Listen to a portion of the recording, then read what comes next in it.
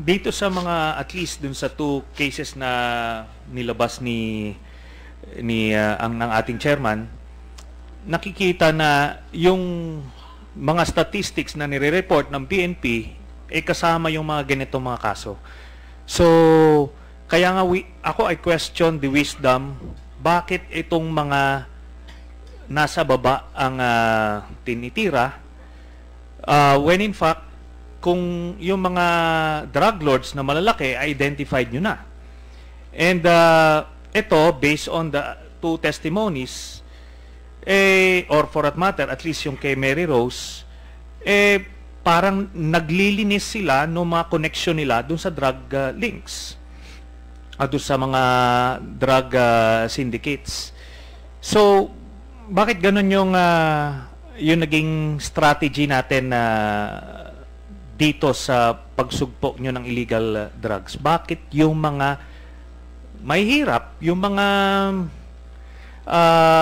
pusher na in this case sila pa yung mga nagre-recycle ng mga droga, and in the case of Hara kanina, yung tatay na damay din, tapos yung Peter Lim na yun yung in-identify nyo na talagang isa siya sa national drug lords, nakausap pa mismo ng presidente, and ngayon he is walking freely. Tapos yung mayor na ipinarada natin na sinasabi natin isang malaking drug lord, bumalik na rin sa probinsya.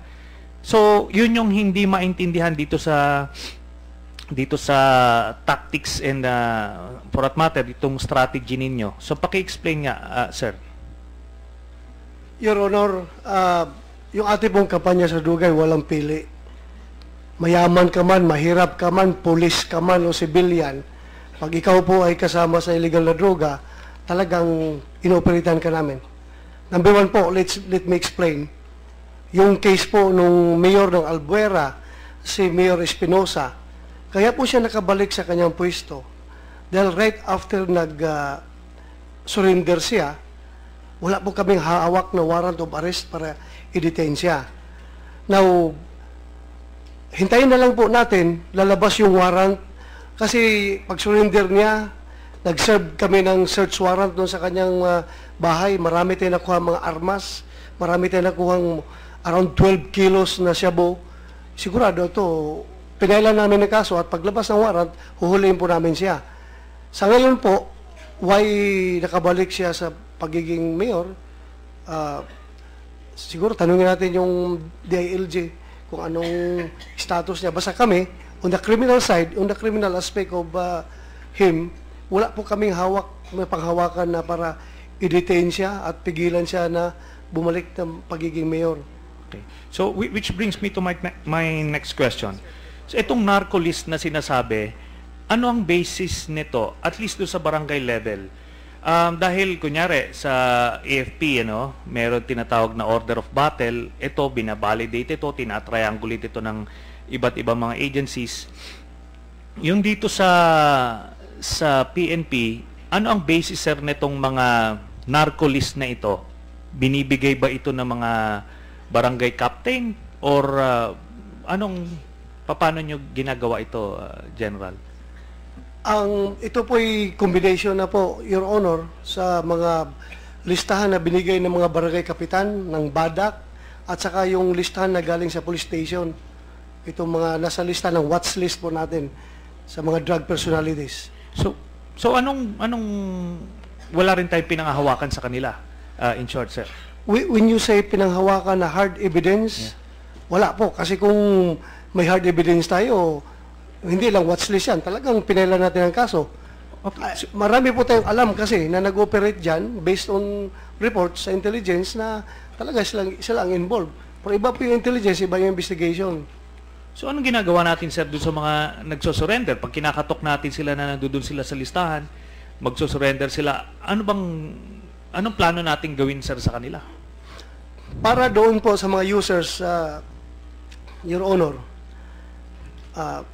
alam naman po siguro natin lahat na tayo po ay kulang sa drug rehabilitation center. Kulang po tayo sa infrastructure to cater to these numbers of surrenderers. Ang ginagawa po namin, is binalik mo na. After ng surrender nila, pinaprocess namin sila, kinukunan ng data. Then after that, binabalik namin sa barangay kung taga saan sila. And we request the barangay captains, the barangay officials to monitor these people, to let them report even twice a day. Once in the morning, once in the afternoon, para ma-monitor kung sila ay bumabalik sa kanilang dating gawi sa paggamit ng droga or pagbibinta ng droga. That's the most that we can do for the moment, Your Honor. Well, naintindihan ko, no? But yun na nga, may mga reports din dito na yung mga nag-surrender na in just a couple of days, sila naman yung mga tinutumba na, sir, ano? So, paano yan? Your Honor, marami po kasi nag-surrender for convenience. Dahil takot siya, gusto lang nila ipakita na nag-surrender sila para hindi sila habulin ng polis.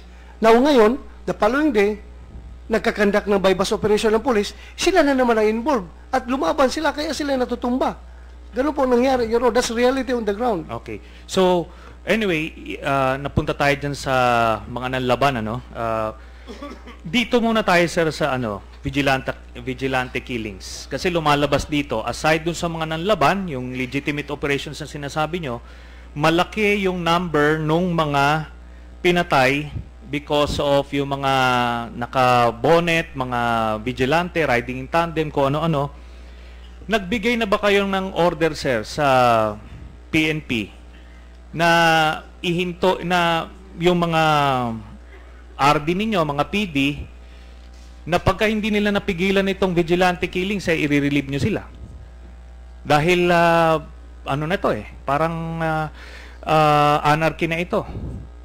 So, ano sir ang course of action nyo dun sa alarming number ng vigilante killings? Right now, Your Honor, these cases are considered as classified as death under investigation. So ongoing po investigation nila, and I am encouraging and I am pressuring my subordinate commanders to fast-track the investigation, Your Honor.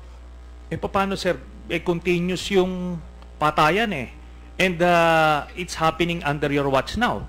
Pagka nagtuloy-tuloy ito, maraming mag-interpret nito na you are condoning or tolerating yung mga vigilante killing, sir.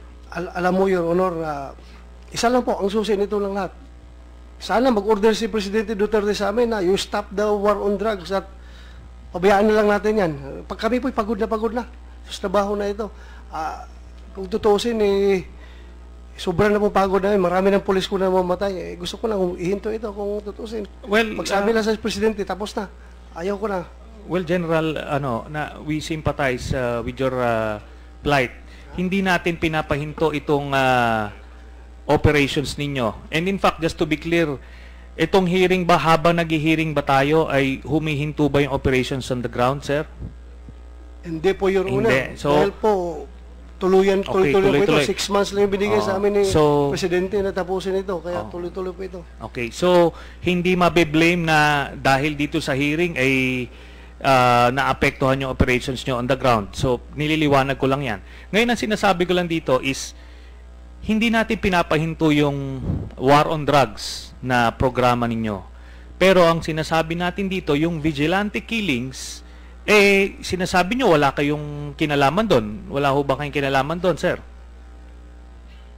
Wala po, Your Honor. Wala. Malumpa ko siya talaga. Yes. Wala akong kinalaman dyan. I believe you, sir. Pero nga, since wala kayong kinalaman dito, why is it happening and why are we allowing it to happen? Pwede nyo naman, sir, bigyan ng directive yung mga PD ninyo na pagka hindi nyo nahinto yung mga vigilante killings na yan, i-relieve ko kayo. Pwede yun, sir, Pwede, Your Honor. Pwede, sir. Pwede. Pero hindi nyo pa, sir, na bigay yung order na yun. Hindi pa. Mayroon akong directive dyan na talagang imbestigahan nila, Your Honor. But right now, yung aking mga tao kasi, Your Honor, is busy dito sa war on drugs. Nakita ko po, maraming namamatay, maraming namamatay ng mga death under investigation. Allegedly, vigilante killings or syndicate killings na sila nagpapatayan. Pero ito pong yung aming kampanya ngayon is nasa amin po yung momentum, kaya hindi po kami, ayaw kong sabihin ko naman sa kanila na i-relieve ko kayo tatanggalin ko sa pwesto dahil yung death and investigation niyo, hindi niyo na nabigyan ng tuldok, hindi niyo na pahinto. Samantala, nakikita ko man on the other side na maganda po yung takbo ng kanilang kampanya sa droga at napipil po ng mga taong bayan na nagiging safe na po sila. So, unfair din sa aking commander kung right there and then, tatanggalin ko sila dahil sa death and investigation.